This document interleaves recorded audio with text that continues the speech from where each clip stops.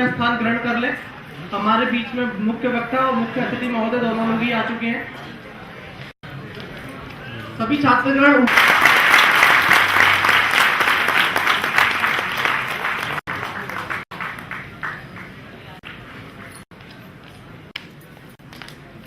यहाँ उपस्थित सभी विद्यार्थीगण, मुख्य अतिथि महोदय, मुख्य वक्ता महोदय, सभी विद्यार्थी, अध्यापकगण एवं सभी कार्यकर्ताओं का मैं राहुल दुबे सविष्कार की ओर से आप सभी लोगों का स्वागत करता हूं, हार्दिक नंदन करता हूं, अभिनंदन करता हूं। अब मैं हमारे मुख्य अतिथि और मुख्य वक्ता महोदय से आग्रह करूंगा कि वे दीप प्रज्वलित कर कार्यक्रम का शुभारंभ करें।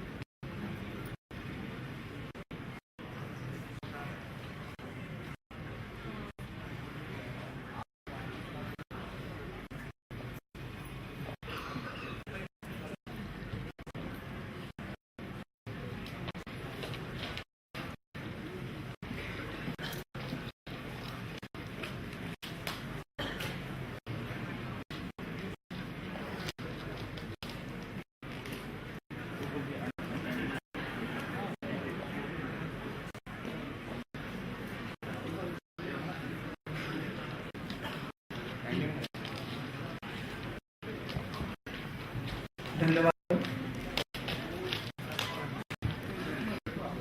यहाँ उपस्थित मुख्य अतिथि और मुख्य वक्ता महोदय का परिचय कराना मैं अपना दायित्व समझता हूँ। इस समय हमारे बीच में मुख्य वक्ता के रूप में श्री बी के कुथियाला जी, जो कि वर्तमान में कुलपति है महात्मा पत्रकारिता विश्वविद्यालय भोपाल के। श्री कुथियाला जी एंथ्रोपोलॉजी और सोशियोलॉजी में हायर डिग्री है। श्री कुथियाला जी को media, mass communication, research and development का 45 वर्ष का अनुभव है। श्री कुथियाला जी विभिन्न विश्वविद्यालय में प्रोफेसर, डीन एवं डायरेक्टर के पद पर भी शोभित रह चुके हैं। इसके बाद हमारे मुख्य अतिथि महोदय श्री प्रवीण ठकराल जी। श्री प्रवीण ठकराल जी ओरिएंटल ग्रुप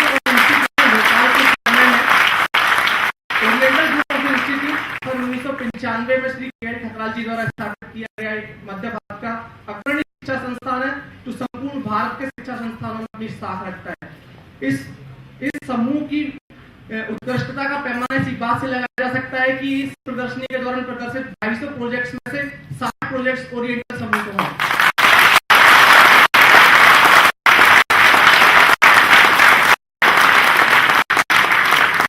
मैं मुख्य वक्ता जी श्री कुथियाला जी से निवेदन करना चाहूंगा, छात्रों का मार्गदर्शन करें।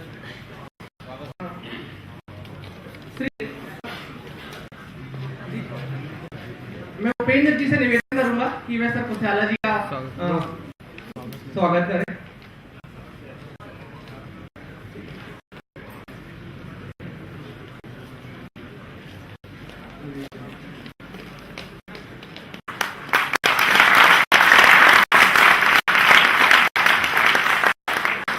मैं श्री सचिन तिवारी जी से आग्रह करना चाहूंगा कि वह श्री प्रवीण ठकराल सर का स्वागत करें।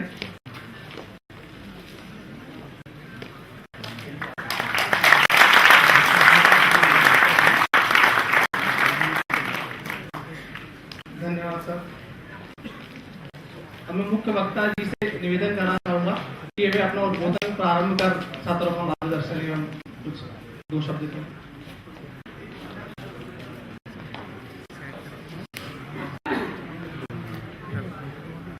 बैठो।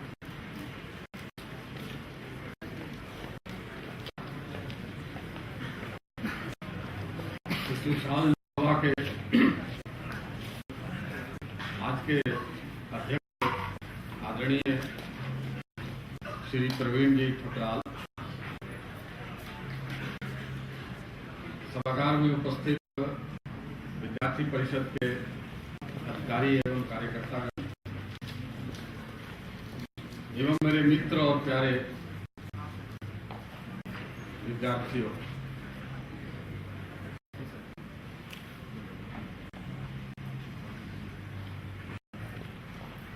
इस सविष्कार का जो आयोजन है,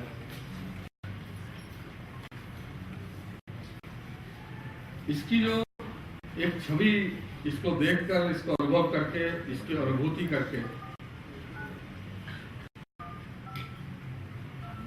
एक भाव जो मन में बनता है, वो एक बड़े हर्ष का भाव बनता है। एक ऐसा भाव बनता है मानो कि ज्ञान, विज्ञान, प्रौद्योगिकी सब मिलकर मेरे और आपके इस राष्ट्र को कहां से कहां ले जाएंगे, ऐसा एक भविष्य का भी दृश्य हमारे सामने नजर आता है। नए विद्यार्थी हैं, टेक्नोलॉजी के विद्यार्थी हैं, विभिन्न भागों से आए हैं और उन्होंने जो अपने मन के आविष्कार, उनको प्रारूप देकर यहाँ पर जो प्रस्तुत किया है, उससे देश के भविष्य की कल्पना बड़ी ही सुंदर और हर्ष देने वाली और ऐसी कल्पना बनती है जो कि उस भाव को साकार करती हुई दिखती है, जिसमें कहा गया कि मेरा देश परम वैभव को प्राप्त हो। परम वैभव का अर्थात ऐसा देश जिसमें संपन्नता हो, समृद्धि हो, मगर केवल संपन्नता और समृद्धि जो कि पश्चिम के राष्ट्रों में आज है, केवल वो नहीं, परम वैभव में ऐसा भी माना गया कि हर व्यक्ति आनंदित हो, केवल हर्षित ना हो, उसके मन के अंदर आनंद हो, उसको जीवन का जीने की एक उमंग हो और उमंग जो हो वो उससे उसको आंतरिक हर्ष की प्राप्ति हो। ऐसे जब हम अपने भारत की कल्पना करते हैं, ऐसा भारत बनाने का संकल्प करते हैं और आज के युवाओं को देखते हैं और युवाओं में आज की बहनों को देखते हैं, भाइयों को देखते हैं, तो एक विश्वास मन में जाता है कि जिस भारत की कल्पना हम आपने सब मिलकर की, जिस भारत की कल्पना हमारे ऋषियों मुनियों ने की, जिस भारत की कल्पना हमारे स्वतंत्रता सेनानियों ने की, वो कल्पना के साकार करने का केवल प्रारंभ नहीं हो चुका है, परंतु वो कुछ कदम आगे भी चल चुके हैं।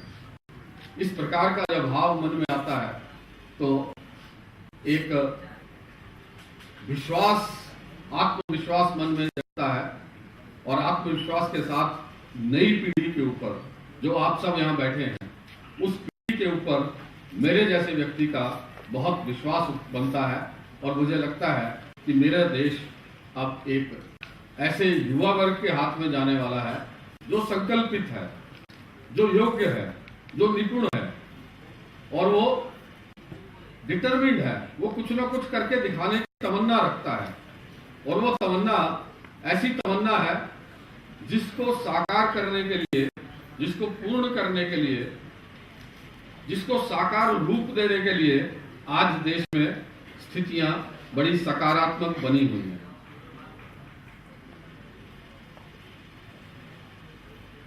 इन स्थितियों में अगर आप देखें तो हमारे मन का भाव क्या हो, हम सब सोचते हैं, हम सबको सिखाया जाता है कि हम क्या करें, हम सबको सिखाया जाता है कि क्या पढ़ना, क्या प्रयोग करने और किस प्रकार से आगे बढ़ना, और कभी कभी हमें यह भी सिखाया जाता है कि हमारा मन का भाव क्या हो, हमारे मन में संकल्प क्या हो, हमारे मन की स्थिति क्या हो, हमारे मस्तिष्क में कैसे विचार हो, हम अपने मस्तिष्क के विचारों को किस प्रकार से उनका मार्गदर्शन करें, अपने मस्तिष्क के विचारों को किस प्रकार से बनाएं, क्योंकि शेष जो सब कुछ होता है, आपके कॉलेज का जो वातावरण है, वो कॉलेज बनाएगा, आप बनाएंगे, अध्यापक बनाएंगे, व्यवस्थापक बनाएंगे, प्रबंधक बनाएंगे, आपकी शिक्षा का क्या पाठ्यक्रम होगा वो एक संस्था बनाएगी, आपके कॉलेज के यूनिवर्सिटी के लोग बनाएंगे।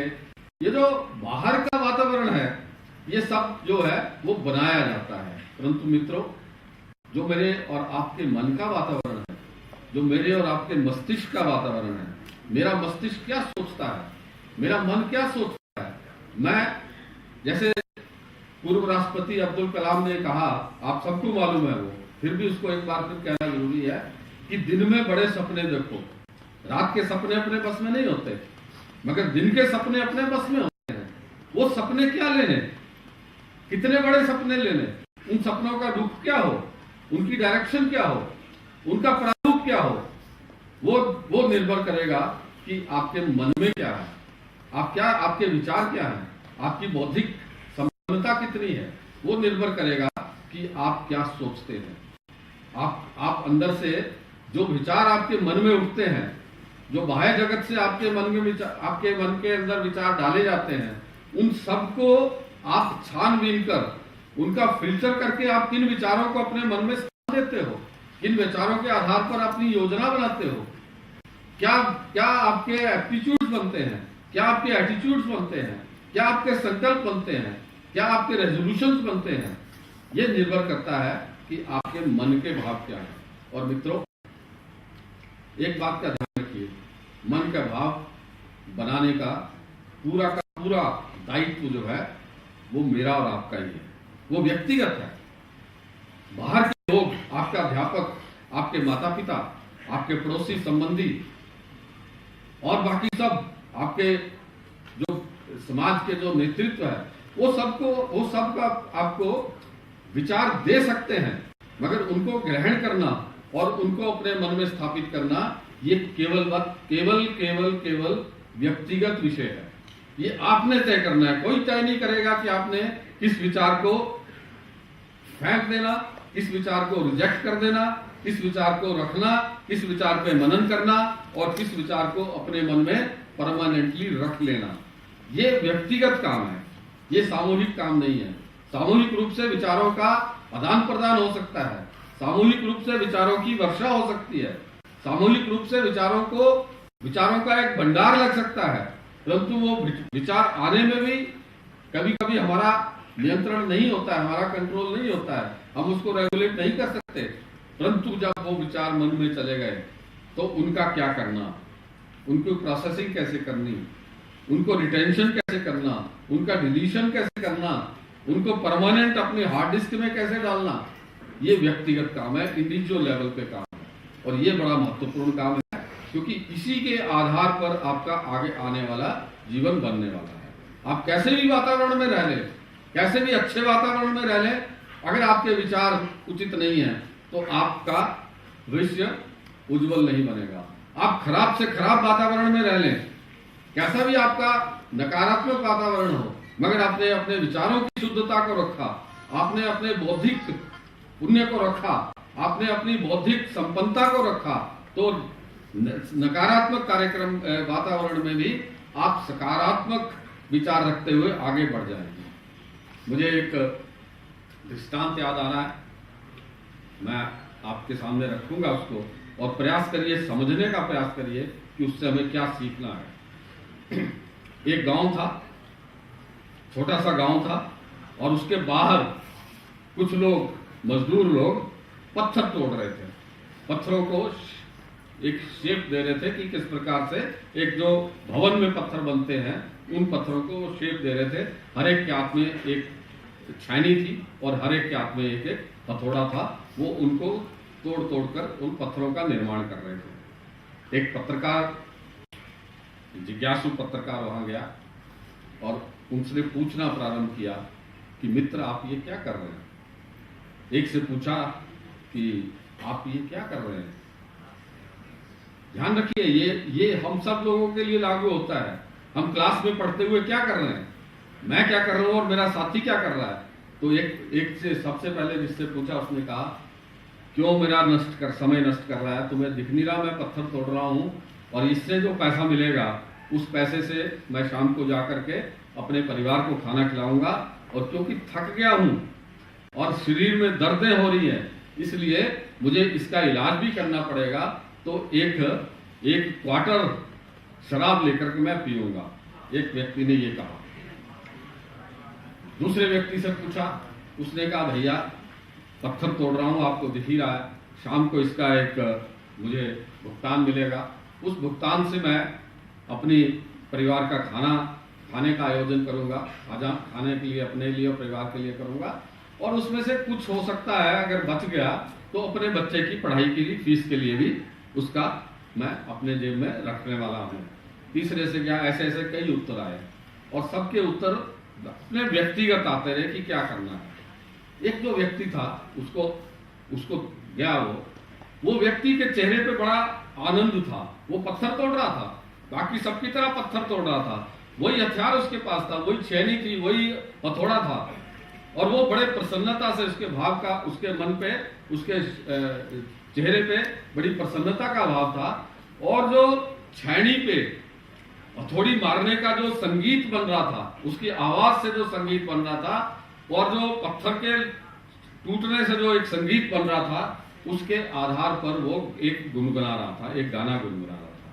वो उसके मन पे वो उसका आनंद लेता हुआ नजर आ रहा था। तो उससे उस व्यक्ति ने पूछा कि भैया जी आप क्या कर रहे हैं, बड़े आनंदित लगते हैं और आप तो गुनगुना भी रहे हैं। तो उसने कहा कि बैठो मैं बताता हूँ आपको क्या कर रहा हूँ, मैं बड़ा मजा महसूस कर रहा हूँ। तो उसने कहा कि देखिए मेरा गांव छोटा सा गांव है और इस गांव में मंदिर नहीं है, और इस गांव में एक ऐसा आंगन भी नहीं है जिसमें हम लोग अपने कार्यक्रम कर सके। और हमारे गांव वालों ने निर्णय लिया कि यहाँ पर एक प्रांगण बनाएंगे और इस प्रांगण में एक मंदिर का निर्माण करेंगे। तो मैं जब ये पत्थर को तोड़ रहा हूँ तो मुझे उस प्रांगण का एक दृश्य नजर आ रहा है। मैं ये पत्थर तोड़ रहा हूँ तो मुझे ये लग रहा है कि कैसे उस प्रांगण में ये पत्थर लगने वाला है और कैसा सुंदर वो प्रांगण बनने वाला है, कैसा सुंदर वो मंदिर बनने वाला है, कैसे सुंदर उसमें भगवान की मूर्ति होगी। और मुझे ये सब सोच कर मुझे आनंद हो रहा है, मैं अपने आप से मेरा मन जो है वो गीत को गुनगुना रहा है। मित्रों देखिए, अपने से कंपेयर करिए। हर व्यक्ति, हर विद्यार्थी, हर इंजीनियरिंग का विद्यार्थी, हर मैनेजमेंट का विद्यार्थी एक ही तरह का कार्य कर रहा है, एक ही तरह की पुस्तकें पढ़ रहा है, एक ही तरह की क्लास अटेंड कर रहा है, एक ही तरह के नोट्स ले रहा है, एक ही तरह की दीक्षा दे रहा है, एक ही तरह के वातावरण में रह रहा है, परंतु वैचारिक कितना अंतर है। जो मैंने आपसे कहा कि व्यक्तिगत वैचारिक विचार बनाना, मस्तिष्क और मन के विचार को बनाना, ये देखिए सभी मजदूर एक ही तरह के पत्थर तोड़ रहे हैं, एक ही तरह के उनके पास टूल्स हैं, एक ही तरह का काम कर रहे हैं, एक ही तरह का उनका उद्देश्य है, परंतु मन का भाव क्या है, मन कैसा है, उनका मन कैसा है। तो जैसा मन होगा वैसा विचार बनेगा, जैसा विचार होगा वैसा व्यवहार बनेगा, जैसा व्यवहार बनेगा वैसा जीवन बनेगा, जैसा जीवन बनेगा वैसा ही समाज बनेगा। ये सारी एक लॉगरिथम है, एक फ्लो चार्ट है। इस फ्लो चार्ट को अगर हम समझते हैं तो हमारा अंतिम उद्देश्य क्या है जीवन का, उसको अगर हमने देखा और उसके अनुसार अपने सारे काम किए और विचार बनाए, तो ये विचार बनाने का जो काम है ये एक ऐसा काम है जो आपको स्वयं करना है। स्वामी विवेकानंद ने जब द हिंदू में बहुत पहले 1887 में द हिंदू अखबार में एक समाचार पढ़ा कि शिकागो में एक बड़ी धार्मिक सभा होने वाली है और उसमें विश्व के बहुत सभी धर्मों के लोग जाने वाले हैं। स्वामी विवेकानंद के जैसे संत उस समय बहुत थे भारत में, परंतु एक स्वामी विवेकानंद या नरेंद्र को ही मन में ये विचार आया कि मुझे वहां पर जाना है और किसी तरह से भी जाना है, वो निमंत्रित ना होते हुए भी जाना है। ये विचार उनके मन में आया और उस विचार से देखिए पूरे विश्व में कितना परिवर्तन आया। केवल भारत में परिवर्तन नहीं आया, केवल भारत विश्व में नहीं पहुंचा, परंतु पूरे विश्व में एक परिवर्तन आया कि भौतिक विकास के साथ साथ आपका मानसिक और आध्यात्मिक विकास भी अनिवार्य है। और उस मानसिक और आध्यात्मिक विकास का मार्ग जो है वो पश्चिम के पास नहीं है, वो पूर्व के पास है, और पूर्व में भी भारत के पास है। एक बड़ा परिवर्तन एक विचार से स्वामी विवेकानंद के कारण से हुआ। ये जो विचार की जो शक्ति है, ये जो मन के विचार की शक्ति है, मन के विचार का जो फिल्टर है, मन के विचार का जो स्क्रीन लगता है, मन के विचार की जो प्रक्रिया है, वो इतनी महत्वपूर्ण है। और इसको बहुत साधारण बात है, परंतु उसको समझकर अपने विचारों को उत्कृष्ट करने का जो काम है, विचारों को श्रेष्ठ बनाने का जो काम है, वो हमको सीखना है। जैसे हम किसी मॉल में जाते हैं या कोई फिल्म देखनी होती है, तो अपने पास जो बजट होता है उससे श्रेष्ठतम लेने का प्रयास करते हैं। मान लीजिए आपने जीन लेनी है और आपके पास 1200 रुपए हैं, तो आप 1200 रुपए में जो श्रेष्ठतम जीन, चाहे वो ब्रांडेड हो अनब्रांडेड हो, जो द बेस्ट होगी, जो बेस्ट चीज को आप लेने का प्रयास करेंगे। कल को आप एक कारपोरेट सेक्टर में जाएंगे और आपके पास एक धन संग्रह होगा और आप सोचेंगे कि मुझे एक कार लेनी है, तो जो आपका बजट होगा, जो आपके पास धन उपलब्ध है, उसमें आप द बेस्ट लेने का प्रयास करेंगे। हम जीवन में हमेशा द बेस्ट लेने का प्रयास करते हैं। मित्रों, ये सिद्धांत हम विचार में क्यों नहीं लगाते? हम सर्वश्रेष्ठ विचार को ही लेने का प्रयास क्यों नहीं करते? हम क्यों इधर उधर के विचारों को, क्योंकि विचार तो बहुत से आते हैं, मीडिया हमें हर तरह के विचार देता है, हमारी पुस्तकें हर तरह के विचार देती हैं, हमारे आसपास के मित्रगण हमें हर तरह का विचार देते हैं, हमारा वातावरण हमें हर तरह का विचार देता है। ऐसे भी विचार देते हैं जिससे मनुष्य केवल पतन के मार्ग पर ही जाएगा। ऐसे भी विचार देते हैं जिससे यथास्थिति बनी रहेगी, एज इट इज हम बने रहेंगे। और ऐसे भी विचार होते हैं जिसका एक विचार से ही हम कहां से कहां आगे बढ़ सकते हैं। तो ये जो काम है, ये कोई आपके लिए दूसरा करने वाला नहीं है। आपका अध्यापक आपको विचार दे सकता है, आपके पेरेंट्स आपको विचार दे सकते हैं, आपकी पुस्तकें आपको विचार दे सकती है, आपका www आपका बहुत विचार दे सकता है, व्हाट्सएप बहुत विचार दे सकता है, ट्विटर विचार दे सकता है, इंटरनेट आपको विचार दे सकता है, और सारी तरफ से विचार आ सकते हैं। मगर विचारों का केंद्र केवल मात्र ये हमारा मस्तिष्क और मन है। उस मस्तिष्क और मन में हम उन विचारों की क्या करते हैं? उनकी खिचड़ी बनाते हैं, या उनका कुछ और बनाते हैं, या उनमें से हम जो सबसे अच्छा है उसको छांट करके अपने पास रखने का प्रयास करते हैं। ये आदत अगर हमने बनाई, और आप देखिए कि इनोवेशन जो है, जो नया कुछ करने का एक प्रयास है, जो नई बात बनती है, जो नया आता है, चाहे वो वैचारिक हो, वो प्रौद्योगिकी हो, या उसकी प्रक्रियाओं का कोई नया प्रोसेस हो जिसको हम नया करने का प्रयास करते हैं, उन सब का आधार विचार होता है। कहीं ना कहीं से विचार उठता है, कहीं ना कहीं से न्यूक्लियर एटम को तोड़ने का एक विचार आया, एटम को जोड़ने का विचार आया, कहीं ना कहीं से ऐसे विचार आए, कहीं ना कहीं से पेंसिलिन का विचार आया, कहीं ना कहीं से स्पेस में कैसे जाना उसका विचार आया। अब्दुल कलाम को जब 5वीं कक्षा में थे तो उनका अध्यापक उनको समुद्र के किनारे ले गए और उन्होंने पक्षियों को देखा, उनको विचार आया कि जिस प्रकार से पक्षी उड़ते उड़ते नीचे आते हैं और फिर उड़ जाते हैं, किस प्रकार से पक्षियों उड़ते हैं और ऊपर चले जाते हैं, क्या इसको हम प्रौद्योगिकी में नहीं ला सकते? क्या इसको हम अपनी वस्तुओं को इस प्रकार से करने का नहीं सिखा सकते? मिसाइल का विचार वहां से उसके मन में आया और उसने मिसाइल मैन बना और भारत को मिसाइल की टेक्नोलॉजी दी। ये विचार इतना महत्वपूर्ण है जिसके कारण से मेरा और आपका जीवन बनेगा, जिसके कारण से आपके परिवार का जीवन बनेगा, जिसके कारण से आपके जाति और समुदाय का जीवन बनेगा, जिसके कारण से आपके देश और राष्ट्र का जीवन बनेगा। इसलिए विचार पे महत्व देना अधिक अनिवार्य है। अगर आप देखेंगे,